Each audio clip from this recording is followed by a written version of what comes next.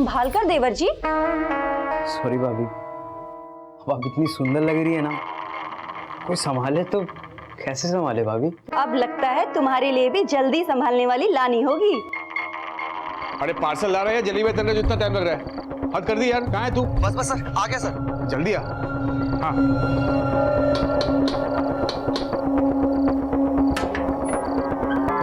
ये लगाता है। Thank you.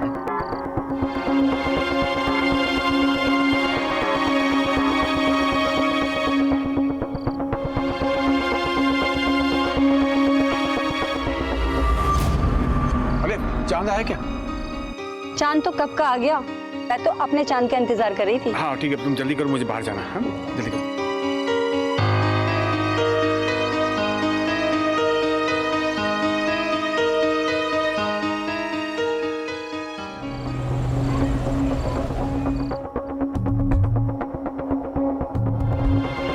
हैप्पी करवा चौथ। हाँ, कैसी है? तुम ले आए। और क्या करता मैं? तुमने 4 दिन से मुझे उपवास करवा कर रखा है, तो बनता ही है। हाँ? इतना प्यार करते हो मुझसे? तुझे कोई शक है?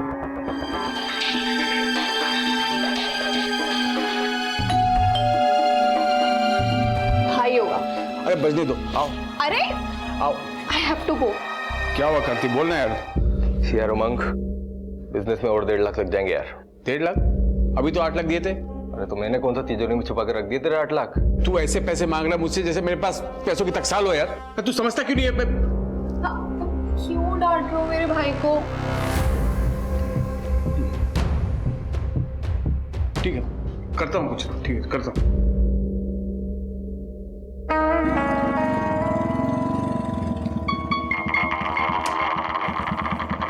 खुशी बेटा, शाम को आता हूँ लेने। हाँ ओके चाचू, बाय बाय बाय।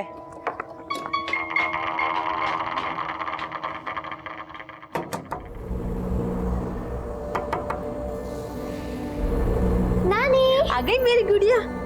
मैंने आज तेरे लिए छोले भटूरे बनाए। वाह, छोले भटूरे। चलो चलो चलो।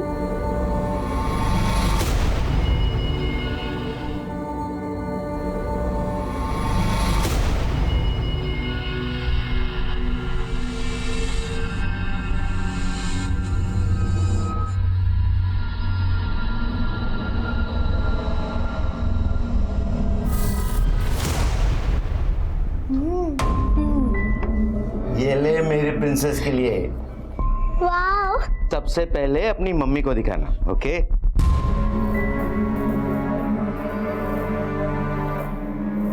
मम्मी मम्मी, नाना जी कह रहे थे कि इस टेडी बेयर को सबसे पहले आपको दिखाना। ठीक है बेटा, तू जा।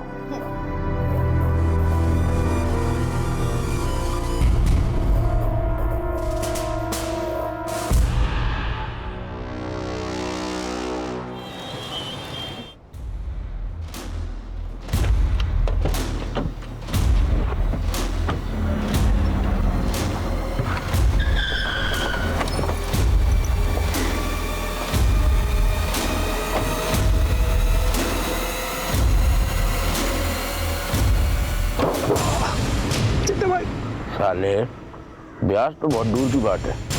भूल गया तू, काय मारा 15 लाख।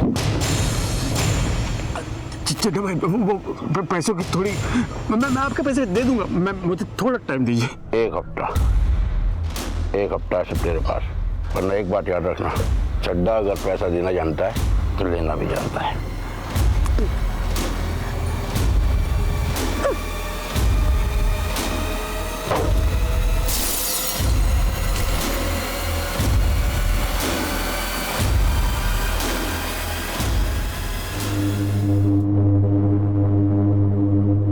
क्या हुआ ये?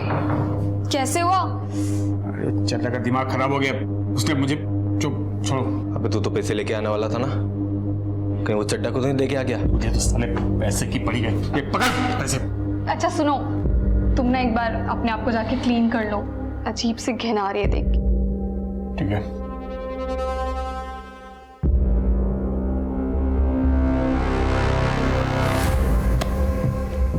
बहुत पैसे हैं इसके पास। इसके पास तो खजाना है। इसकी बीवी अपने माँ बाप की इकलौती है। करोड़ों का घर है ग्रीन पार्क में उसके नाम। अगर इसकी बीवी मर गई तो फिर वो घर उमंग का।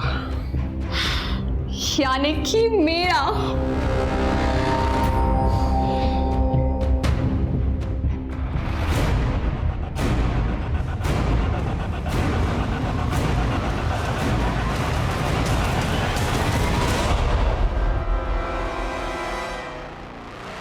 हे भगवान, ये बहू भी ना कितनी लापरवाह है। देखो गेट खुला छोड़ कर गई है।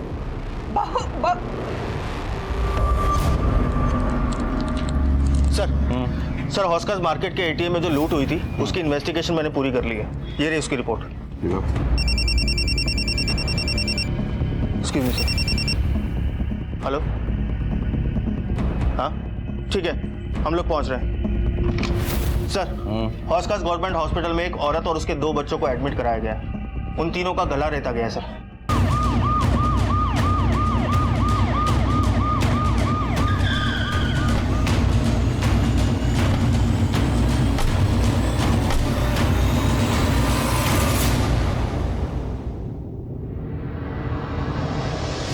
सर क्या हुआ? तीनों को गला रेता गया है सर। डॉक्टर ने स्टेज तो कर दिया, लेकिन फिलहाल तीनों अभी बेहोश हैं, जिसमें माँ और बेटे की हालत बहुत क्रिटिकल है।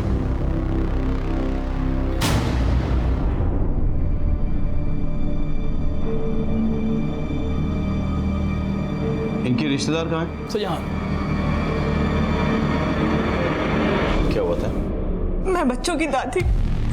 ये दादी, हम लोग सुबह वॉक पर गए थे। हमारे घर पर हर रोज सुबह डॉक्टर साहब आते हैं इन्हें इंसुलिन का इंजेक्शन देने। और जब हम लोग 8 बजे वहां पहुंचे तो देखा। हे भगवान, ये बहू भी ना कितनी लापरवाह है। देखो गेट खुला छोड़ कर गई है। कितने बजे गए थे वॉक पे? जी मैं 7 बजे गया था, रोज इसी वक्त जाता हूँ। और घर पे और कौन कौन था? ये मेरा बड़ा बेटा उमंग और वो छोटा बेटा गगन। वो सुबह कहीं बाहर गया था, अभी अभी हॉस्पिटल आया है। कहाँ गए थे? सर मैं सुबह जॉगिंग के लिए जाता हूँ। सर मैं इनका फैमिली डॉक्टर हूँ। अच्छा, उमंग तुम्हें कुछ सुनाई नहीं दिया? नहीं सर। ऐसे कैसे हो सकता है? नीचे 3 लोगों का गला रेता जा रहा था, तुमको कुछ सुनाई नहीं दिया? एक्चुअली बच्चे तो हमेशा शोर करते हैं, तो मैंने ध्यान नहीं दिया। जब मम्मी पापा की आवाज़ आई तो मैं नीचे आया सर। कोई बाहर वाला आया था? मतलब कोई चोरी लूटपाट?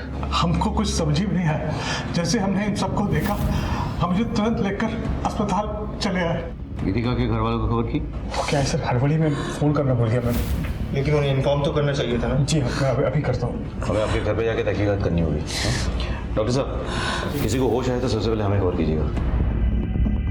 भैया आप भाभी के घर वालों को फ़ोन करो, मैं इनके साथ जाता हूँ। जी।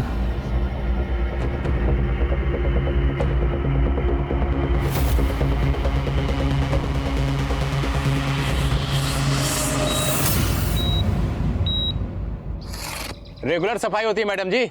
सफाई अगर रोज होती तो गटर इस कदर जाम नहीं होती। हर दूसरे तीसरे दिन गटर जाम हो जाती है। अरे आपके सामने तो सफाई कर रहा हूँ, फिर भी आप पंगा कर रहे हो। ये क्या तरीका है बात करने का? ऐसे कोई बात करते हैं? दोबारा ऐसे बात करे तो नाले में फेंक दूंगा। अरे नाले में क्या डाल देगा? अरे सफाई कर रहा हूँ ना, ये बोलता नाले में डाल दूंगा। अरे क्या हो रहा है यहाँ पे? कुछ नहीं साहब जी, वो नाला जाम हो गया था, नाला साफ भी कर दिया, फिर भी ये झगड़ा कर रहे हैं, ये बातें सुना रहे हैं। क्यों झगड़ा कर रहे हैं आप लोग? देखिए कोई प्रॉब्लम है तो पुलिस स्टेशन में आकर रिपोर्ट कीजिए, लेकिन झगड़ा मत कीजिए, काम करने दीजिए इनको।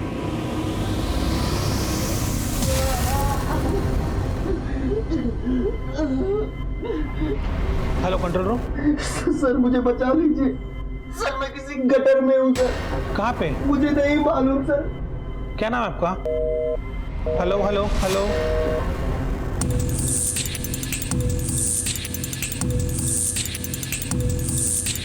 आप ऊपर जाइए, चेक कीजिए। कभी हो सकता है इसी से गला काटा गया। सर पूरी तरीके से खून में डूबा हुआ है, फिंगरप्रिंट मिलना बहुत मुश्किल है।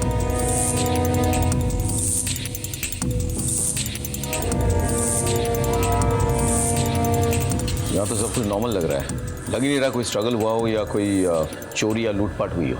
एक काम करो, तुम आस पड़ोस में पता करो जरा, किसने अगर कुछ देखा हो।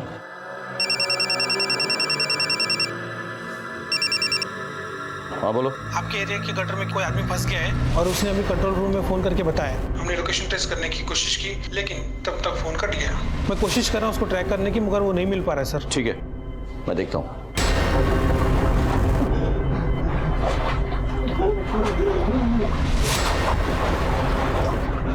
पड़ोस में से बहुत आवाज आ रही थी, हम घबरा के गए तो देखा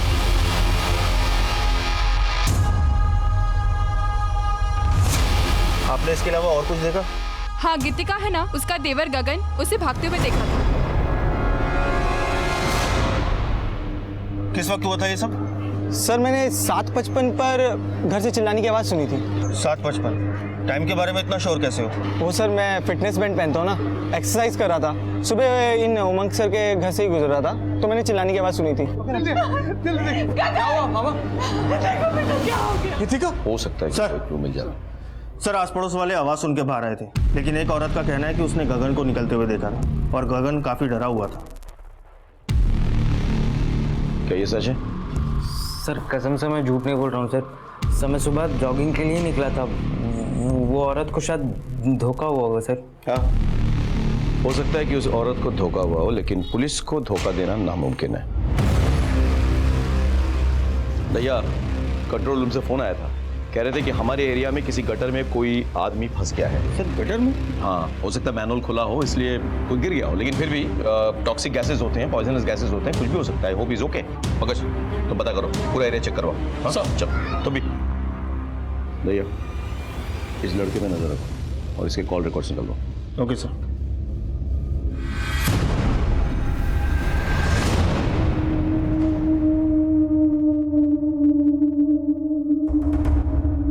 चला भाई देखिए, समझने की कोशिश कीजिए, थोड़ी प्रॉब्लम हुई है। नहीं मैं करता हूँ, मैं कुछ ना कुछ करता हूँ। क्या हो गया ये मेरे बच्चों के साथ? हौसला रख, सब ठीक हो जाएगा।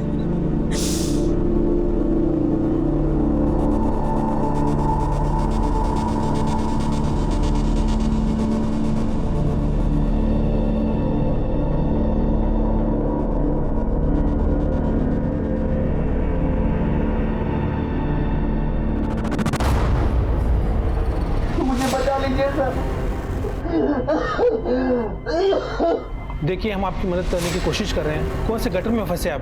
मुझे नहीं पता मैं कहाँ हूँ सर। कुछ नंबर होगा, देखिए सीवरेज के ढक्कन में कुछ नंबर होगा, देखिए।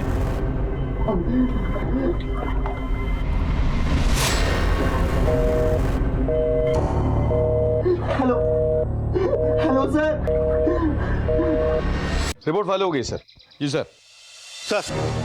सर गीतिका के घर वालों को गीतिका और उसके बच्चों पर जो हमला हुआ था, उस हमले पर किसी के ऊपर कोई शक नहीं है। सर हमने गीतिका के घर के आसपास भी पूछताछ की। सर गीतिका का कोई भी एक्स्ट्रा मैरिटल अफेयर नहीं है जो कि शक पैदा करे। सर जो आदमी गटर में फंसा है उसके बारे में फोन कंपनी से पता किया। उसका नाम रौनक वर्मा है और उसकी लास्ट लोकेशन हौज खास विलेज रोड एरिया में थी। एक काम करो, उसके एड्रेस पे जाओ और पता करो कि वो कहाँ काम करता है। सर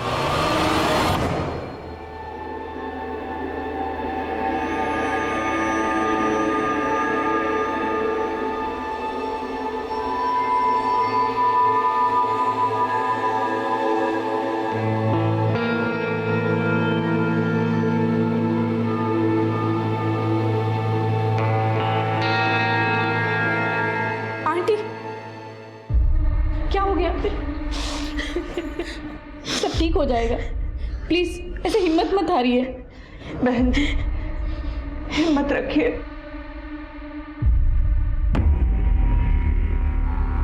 रौनक का घर कौन सा है? Yes sir. Thank you.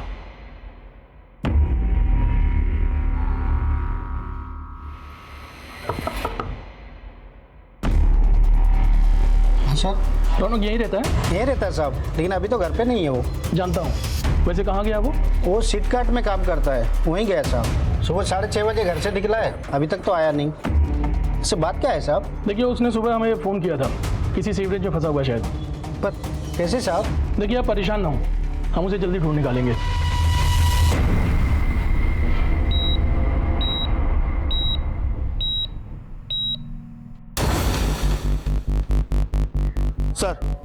Sir मैं रौनक के ऑफिस आया हूँ। यहाँ के पता चला कि रौनक सुबह पहली डिलीवरी के लिए निकला था और उमंग के घर गया था। व्हाट?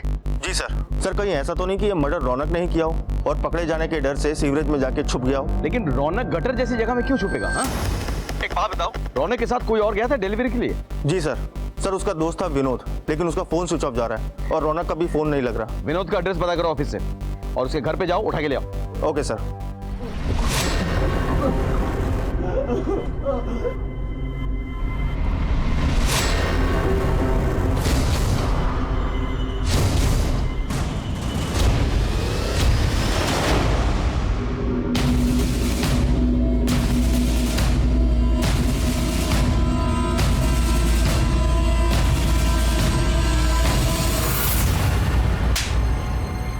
सर मैं बाहर रौनक के साथ पार्सल देने गया था। सुन तू निकल, मुझे थोड़ा टाइम लगेगा। और सुन, थोड़ा लेट आना। क्यों? ये भाभी जी ना बहुत स्माइल करती है, मैं थोड़ा चाय पानी पी कर आता हूँ। और फिर जब मैं आसपास के 2-3 बंगलों में डिलीवरी देकर वापस गीतिका मैडम के घर पे लेने आया तो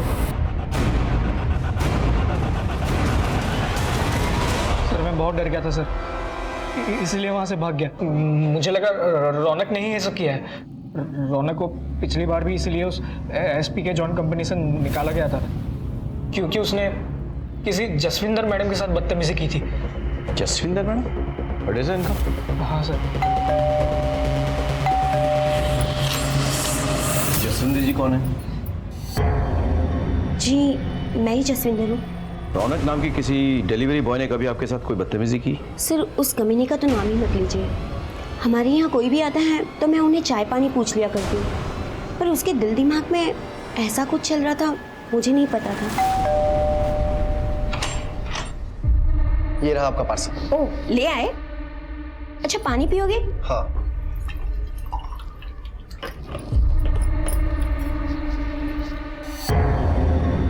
तुम यहाँ? ये लो पानी। ये क्या बदतमीजी है? माँ! माँ! माँ! आपने पुलिस में कंप्लेन क्यों नहीं की? मैं क्या शिकायत करती सर, लोगों को तो हमेशा से लगता है कि औरतें ही गलत होती है और मेरी ही गलती थी। मैं उससे हंस हंस कर बात कर लिया करती थी, उसे चाय पानी पूछ लिया करती थी, मगर वो तो, इसलिए मैंने उसकी कंपनी एसपी के जोन में कंप्लेन कर दी। आगे से ऐसा कुछ हो तो पुलिस में कंप्लेन जरूर लिखाइएगा। जी सर। भैया अब तो मुझे लग रहा है हो ना हो ये रौनक ही है जिसने ये कांड किया है। किसी भी हालत में उसे ढूंढना होगा। हाँ लेट्स गो।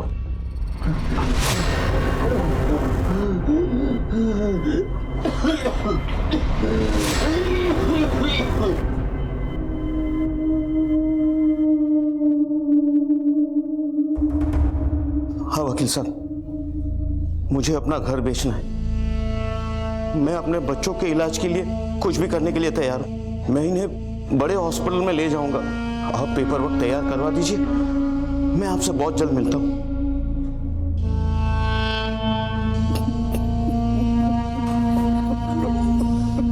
अंकल सब ठीक हो जाएगा, प्लीज हिम्मत मत हारिए। इसी एरिया से फोन आया था। यहाँ लगभग 40 मैनहोल्स हैं, इसमें से किसी के अंदर भी हो सकता है वो।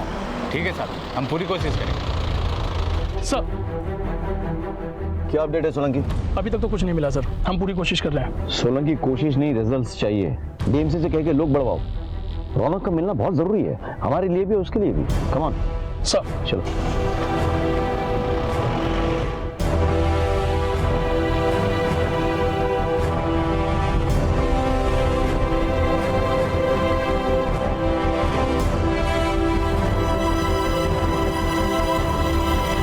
हमें किसी भी हालत में रौनक को ढूंढ निकालना था। एक एक गुजरते पल के साथ उसकी सांसें कम होती जा रही थी। हमें डर था कि जब तक हमें रौनक मिले कहीं बहुत देर ना हो जाए। बात सिर्फ इस केस के प्राइम सस्पेक्ट तक पहुंचकर इस गुत्थी को सुलझाने की नहीं थी, बल्कि एक जिंदगी की थी जो गटर के अंदर एक एक सांस के लिए तड़प रही थी, और उधर गीतिका और उसके 2 बच्चे जिंदगी और मौत के बीच झूल रहे थे। खुशी, खुशी मैं थप्पड़ मारूंगी, परेशान मत करो। मैं तो नानी के हाथ से खाऊंगी। चुपचाप खाओ बेटा, नानी को पूजा करने दो। नानी अपनी बेटी को डांट लगाओ, मुझे तो आपके हाथ से ही खाना है। लाओ, यही दोनों मेरी पूजा है। वैसे भी कहते हैं बच्चों में भगवान का वास रहता है। लाओ मैं खिला देती हूँ। नानी की चमची। नानू ने मेरे को चॉकलेट दिलाई। आप गंदे हो, नानू अच्छे हैं। और तू नानू का चमचा। दोनों की सेटिंग हो गई है, एक नानी की चमची, दूसरा नानू का चमचा। मेरी तो किसी को परवाह ही नहीं है।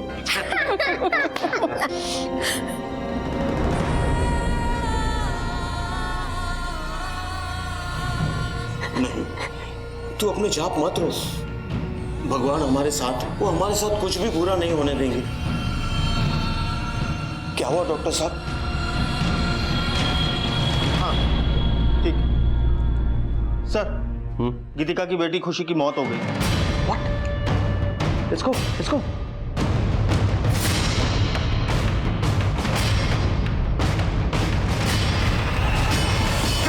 भाई साहब, नहीं खुशी को भाई साहब, क्या कर रहे हो? क्या हो क्या रही है? मुझे इसे बहुत ही पहले जान से मार डालना चाहिए था। ये मेरी बेटी को जानवरों की तरह मारता था, बार बार उसे पैसे लेने हमारे घर भेजता था। क्या ये क्या कर रहे हो? क्या ये बिजनेस के मैं अपनी अय्याशी के लिए कर रहा हूँ ससुर जी, अपने परिवार के लिए कर रहा हूँ मैं। तो लाख 1.5 लाख मांग लिए तो कौन सी बड़ी बात होगी भाई? ये बार बार पैसे मांग के तुम मेरी बेटी को क्यों परेशान कर रहे हो? क्या करूं मैं? और पति परेशानी में हो तो पत्नी को साथ देना चाहिए, ये बाहर वाला बेगा। आप एक काम कीजिए, अपनी बेटी को रखिए यहाँ पर, तो पैसे का इंतजाम हो जाए तो भेजिएगा, पैसों के साथ चलता हूँ। देखिए तुम अभी गीतिका को यहाँ से लेके जाओ। मेरी बीवी को पता चलेगा तो उसे बहुत बुरा लगेगा। देखिए मैं कल पैसों का इंतजाम कर दूंगा, लेकिन ये अब आखिरी बार है। अब इससे ज्यादा मैं आपको पैसे नहीं दे पाऊंगा। ठीक है ले जाता हूँ। ठीक है चलो चल, पैसे हाँ जल्दी। मैं पैसों की लेन देन की बात अपनी पत्नी से भी नहीं करता, क्योंकि मैं नहीं चाहता था कि इसे ये लगे कि मैंने किस घटिया आदमी के घर अपनी बेटी की शादी कराई है। मैं सोचता था कि सब ठीक हो जाए, लेकिन ये बार बार पैसों के लिए मेरी बच्ची को पीटता था, और आगे मैंने उसे पैसे देने से इनकार कर दिए तो इसने मेरी बेटी के साथ सर कुछ नहीं है सर। पंकज, अरे सर मेरी बात का यकीन कीजिए, देखिए ऐसा कुछ नहीं है। मैंने अपनी बेटी और बीवी को नहीं मारा सर।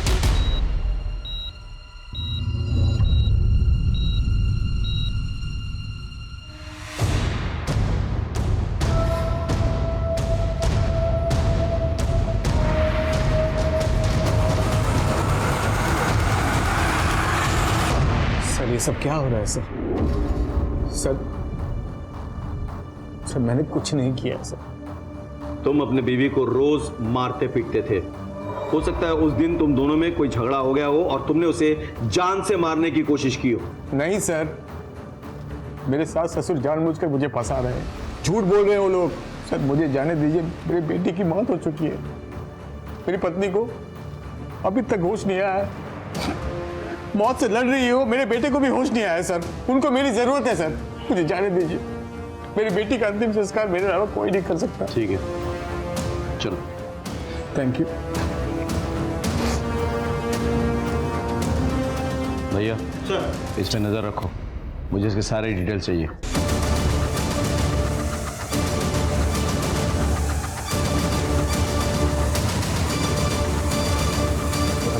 सर ये नई दिल्ली रेलवे स्टेशन से भाग रहा था, मैं पकड़ के ले आया सर। कहाँ भाग रहे थे भाई? सर कहीं नहीं सर। अपनी भाभी और उनके बच्चों पर हमला करके भाग रहा था तू? नहीं। बोल बोल, सच बोल। नहीं सच बोल। नहीं सर, मैं झूठ नहीं बोल रहा हूँ सर। ये ऐसा नहीं बोलेगा, नहीं बोलेगा। सर बता दो, बताता हूँ सर। दरअसल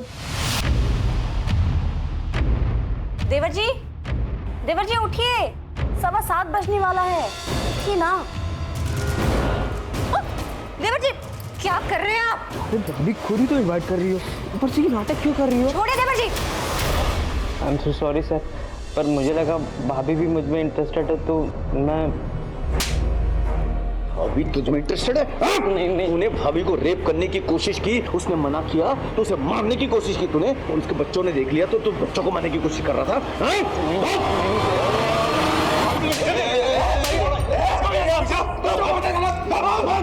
तुमने अपने बच्चे के अंतिम संस्कार की बात की, मैंने तुम्हें जाने दिया। पुलिस के काम में दखल अंदाजी की तो यही अंतिम संस्कार हो जाएगा तुम्हारा। चुप!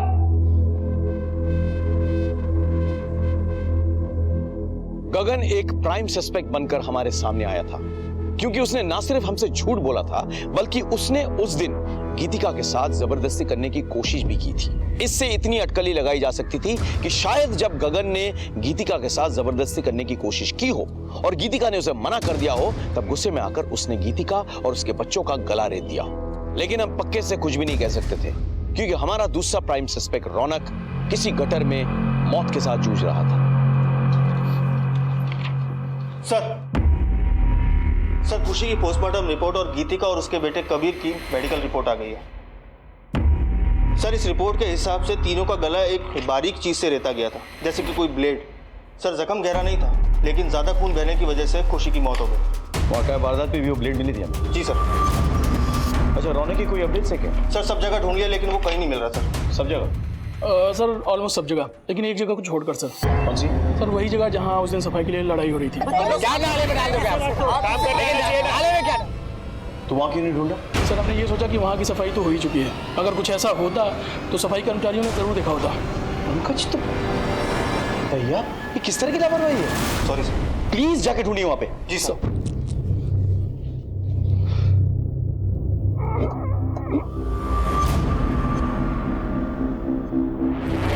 ये रहा सर।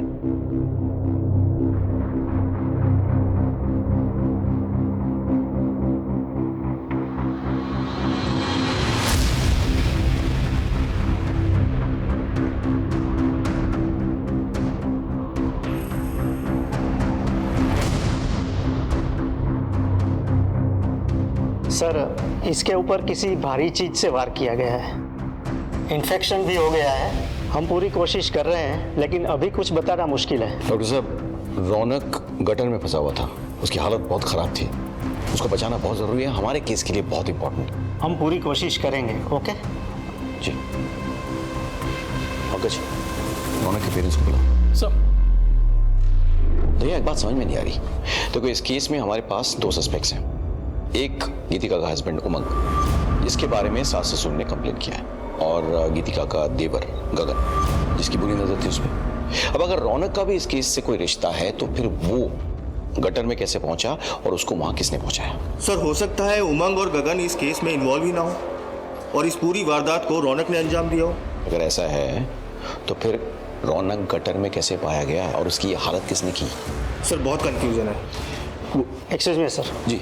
गीतिका के बेटे कबीर को होश आ गया है। गला कटने की वजह से वो बोल नहीं सकता।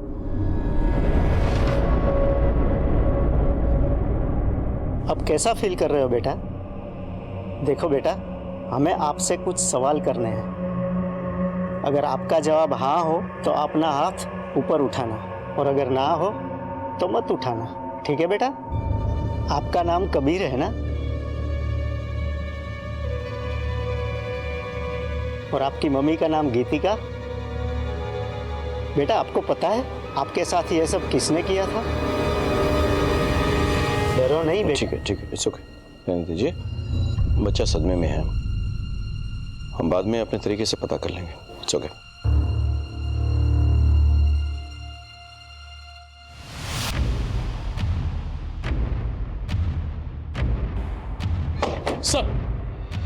सर ये उमंग के बारे में मैंने पता किया। ये थी उसकी कॉल डिटेल्स। सर, इसकी 2 नंबर पर रेगुलर बात होती थी। एक कोई कार्तिक है जिससे वो रेगुलर टच में था और बहुत देर तक बात होती थी, और दूसरा कोई चड्डा है सर, जो उसे बार बार फ़ोन किया करता था। चड्डा के बारे में पता किया सर, चड्डा सही आदमी नहीं है और ब्याज पर पैसे भी देता है। हाँ, हम बिजनेस पार्टनर्स हैं सर। सुबह 4 बजे तक बातचीत, इतनी बातें। काम ही ऐसा सर, इंपोर्ट एक्सपोर्ट। अच्छा, उमंग का अपनी बीवी के साथ रिश्ता कैसा है? उन दोनों में ज्यादा बनती नहीं है सर। उमंग अपनी वाइफ को मारता भी है, लेकिन वो बच्चों से बहुत प्यार करता है। चड्डा कौन है? मुझे नहीं पता सर। ठीक है, आप जा सकते हैं।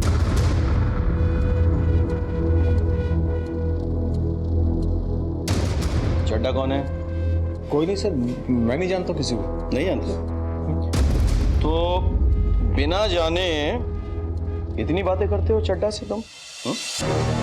अच्छा वो सर, वो चड्डा बहुत खतरनाक आदमी है सर। इससे मैंने बिजनेस के लिए कुछ पैसे लिए थे, तो आजकल मुझे धमकी देता है फ़ोन करके सर। हाँ तो चड्डा जी बताइए। पहले एक पान खा लो। वो क्या है ना कि जब तक मैं पान खाता नहीं आवाज नहीं उठा सब दर्द हो रहा है, सब दर्द हो रहा है ना? दर्द हो रहा है? उन मासूम बच्चों का गला रेता कितना दर्द हुआ? किसकी बात कर रहे हैं साहब? कुछ समझ में नहीं आ रहा है। उमंग की बीवी और उसके बच्चे। अगर मुझे मारना होता तो उमंग को मारता, उसके बीवी बच्चों को मारकर मुझे क्या मिलेगा? ब्याज देता है ना, और ब्याज ना लौटाने पर मारपीट करता है। करता है कि नहीं? खाली धमकी दी थी उसे। लेकिन जब उसने पैसे नहीं लौटाए तो तूने जाके उसके बीवी और बच्चों का गला रेत दिया, नहीं? अरे नहीं साहब, कसम खाता हूँ कुछ नहीं किया। मुझे उसकी बीवी बच्चों के बारे में कुछ मालूम नहीं साहब। साहब आप भी ना किस लीचड़ आदमी के चक्कर में मेरे ऊपर शक कर रहे हैं साहब। अरे एक नंबर का झूलर है वो उमंग। पहले मेरा पैसा खाया, फिर मुझे ही फंसा रहा है। पहले अपनी बीबी से पैसा लेता था, फिर मुझसे लिया, और पता नहीं किस किस से पैसा लिया होगा। लेकिन पैसा एक ही जगह खर्च करता है, वो कार्तिक की बहन के ऊपर। कार्तिक की बहन? हाँ साहब, उसकी गर्लफ्रेंड है कृति। उसके इशारों पर नाचता है और अपनी बीवी के मायके से पैसा मंगाकर उसके ऊपर खर्च करता है। उन पैसों पर पाल रहा है उसको। कृति, मैं बहुत दुखी हूं। मुझे पता नहीं चल रहा कि ये सब क्या हो रहा है मेरे साथ। मुझे तुम्हारे सहारे की जरूरत है।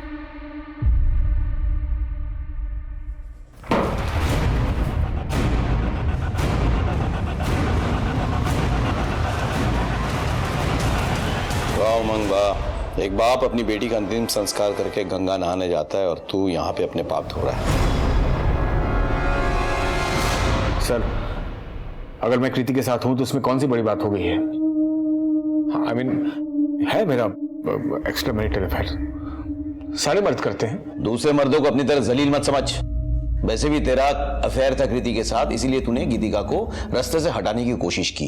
वैसे भी गीतिका के बाप ने वो ग्रीन पार्क वाला जमीन और मकान उसके नाम पे लिख दिया था, है ना? वो रास्ते से हट जाती तो प्रॉपर्टी भी तेरा, लड़की भी तेरी। क्यों? बिल्कुल नहीं सर। हाँ, ये सच है कि मैं कृति से प्यार करता हूँ। अगर नुकसान पहुंचाना ही होता तो मैं गीतिका को पहुंचाता। बच्चों को क्यों? मैं बच्चों से बहुत प्यार करता हूँ सर। और खुशी की मौत के बाद मैं अपने आप को संभाल नहीं पाया। क्या कोई भी बाप अपने बच्चों का गला रेत सकता है क्या?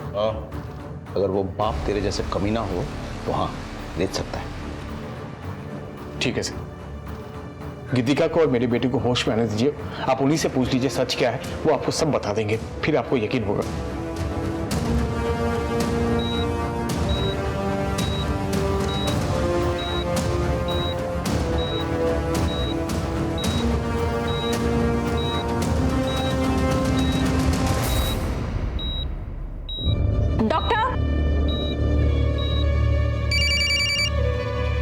बोलिए।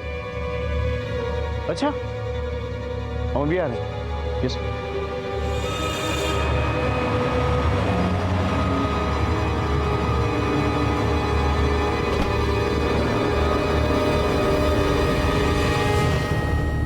एक्सक्यूज मी प्लीज जगह दीजिए। गीतिका जी, कैसी महसूस कर रही हैं आप? बेटर। मुझे गीतिका जी से कुछ सवाल करने हैं। आप लोग प्लीज बाहर वेट कीजिए। Thank you. एक मिनट यहीं रुकिए। गीतिका जी, आपके और आपके बच्चों के साथ जो हुआ है वो क्या इन्हीं में से किसी ने किया है?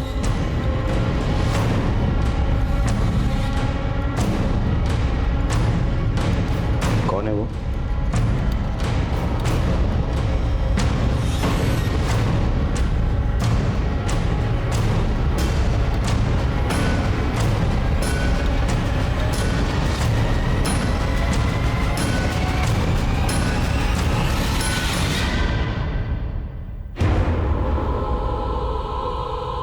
आपका हस्बैंड? सर, ये झूठ बोल रही है। अरे गीतिका, तुम किस पे इशारे कर रहे हो? झूठ बोल रही है सर। ऐसे नहीं सर, मैंने किसी को नहीं मारा सर। मुझे कहाँ लेके जा रहे सर? मैं अपने बच्चों की मारूंगा सर। गीतिका का रिटन स्टेटमेंट ले लो। Okay sir. भैया, मुझे एक बात समझ में नहीं आ रही कि अगर गीतिका को मारने की कोशिश उमंग ने की तो फिर रौनक को मारने की कोशिश किसने की? गटर में कैसे पहुंचा?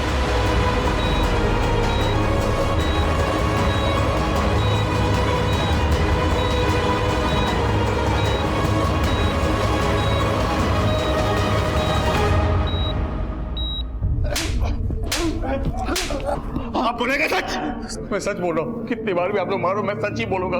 पंकज, जब तक ये सच ना बोलता ना, तोड़ते रहो उसने। सर हमने उमंग से अपने तरीके से भी पूछ लिया, लेकिन बार बार वो यही बोल रहा है कि उसने कुछ नहीं किया। भैया, हर क्रिमिनल कहता है कि वो निर्दोष है, लेकिन अगर गीतिका और उसके बच्चों को उमंग ने मारने की कोशिश की तो फिर रौनक गटर में कैसे पहुंचा और उस पर किसने अटैक किया? क्या ये दोनों केस एक दूसरे से जुड़े हुए हैं या फिर अलग अलग हैं?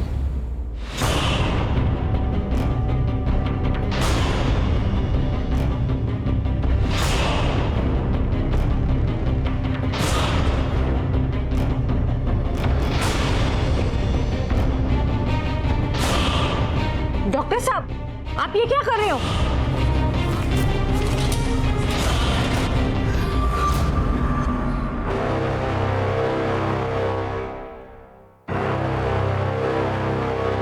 किसी ने रौनक को अस्पताल में जान से मारने की कोशिश की। यह बात तो साफ हो गई कि किसी को रौनक से खतरा था। शायद रौनक वो राज जानता था जिसे हम भेदने की कोशिश कर रहे थे, लेकिन हमारे पास इतना वक्त नहीं था कि हम रौनक के होश में आने का इंतजार करते। जैसे जैसे नए सबूत और सस्पेक्ट सामने आ रहे थे, ये सारी कड़ियां एक दूसरे से उलझ रही थी। उस दिन घटनास्थल पर बहुत सारी चीजें एक साथ हुई। क्या यह महज इत्तेफाक था या किसी की सोची समझी प्लानिंग? इस बात को समझने में हमें ज्यादा वक्त नहीं लगा। एक हफ्ते बाद इस राज पर से पर्दा उड़ गया कि गीतिका और उसके बच्चों का गला किसने रेता था। रौनक की हालत कैसी है अभी? सर, हॉस्पिटल के कॉरिडोर की सीसीटीवी फुटेज मिली है।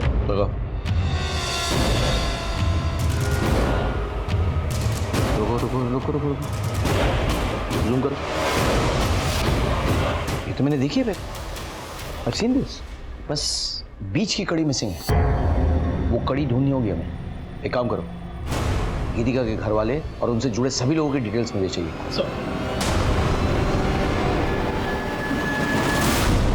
पता नहीं सर, आप लोग ने मुझे यहाँ क्यों बुलाया है?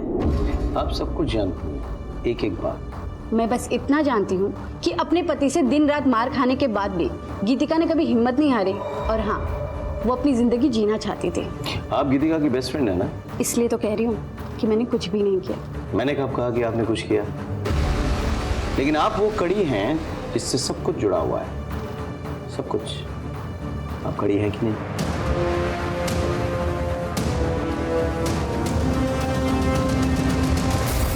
डॉक्टर साहब, ऐसे ऑपरेशन की तैयारी आपने पूरी की थी, बस दस्ताने पहनना भूल गए थे।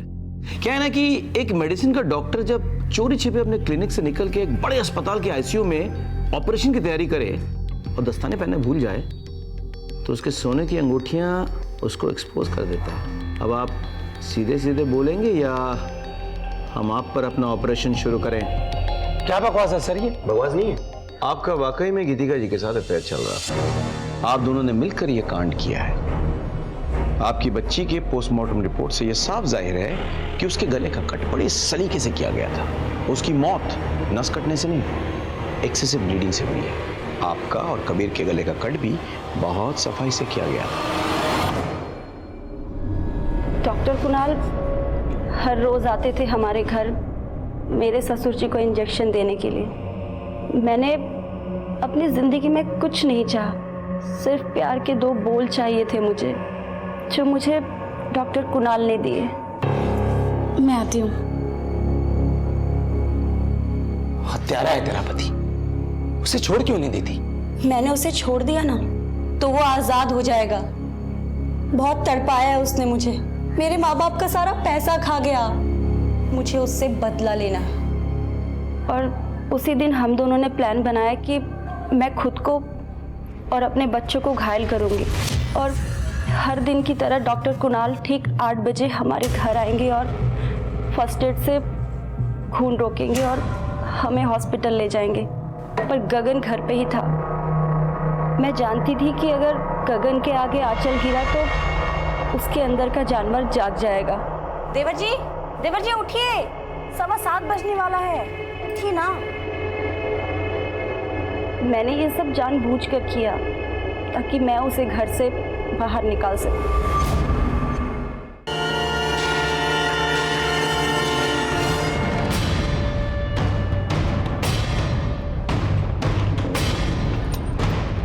तू निकल, मुझे थोड़ा टाइम लगेगा। हाँ। ये डिलीवरी बॉय आ गया, तुम्हारे घर में जा रहा है। क्या? सुनो, तुम अपना और कबीर का गला दे दो, कुछ नहीं होगा, मैं सब संभाल लेता हूँ। भाभी जी, भाभी जी, ये क्या कर रही हैं आप? क्या? ये क्या कर रही है भाभी जी? पागल हो गई है? कौन? भाभी कौन?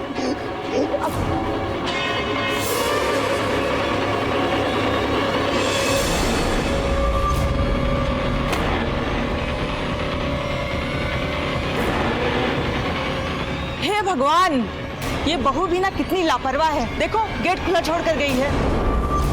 उसके बाद फिर मैं रौनक को लेकर के गटर के पास गया और मैन होल खोल करके उसमें उसको डाल दिया। गीतिका जी, आपने क्या किया? अपने पति को सजा देने के लिए अपने बच्ची की जान ले ली। कानून आपको कितनी भी बड़ी सजा क्यों ना दे, उससे बड़ी सजा तो आपको मिल चुकी है। गीतिका और डॉक्टर कुणाल को उनकी सजा मिल चुकी थी। गीतिका एक मां थी, उसने अपना और अपने बच्चों का गला रेता था, जिसमें उसकी बच्ची खुशी की जान चली गई थी। यह खून महज एक बच्ची का खून नहीं था, बल्कि ममता का खून था। गीतिका को इससे बड़ी दस्तक क्या मिल सकती थी कि वो जो करने जा रही थी उसमें अगर जरा सी भी चूक हो गई तो उसकी और उसके बच्चों की जान चली जाएगी। और डॉक्टर कुणाल, वो तो डॉक्टर था, क्या उसे यह दस्तक नहीं मिली थी कि गीतिका का अपना और अपने बच्चों का गला रेत कर किसी को फंसाना बेवकूफी है? गीतिका उमंग से नाराज थी तो उसे छोड़कर जा सकती थी, लेकिन उसे तो बदला लेना था, और बदले की भावना किसी भी इंसान को गलत रास्ते पर धकेल देता है। सर अभी अभी खबर मिली है कि लोधी रोड पर एक औरत की लाश मिली है। सर हमें अभी निकलना पड़ेगा।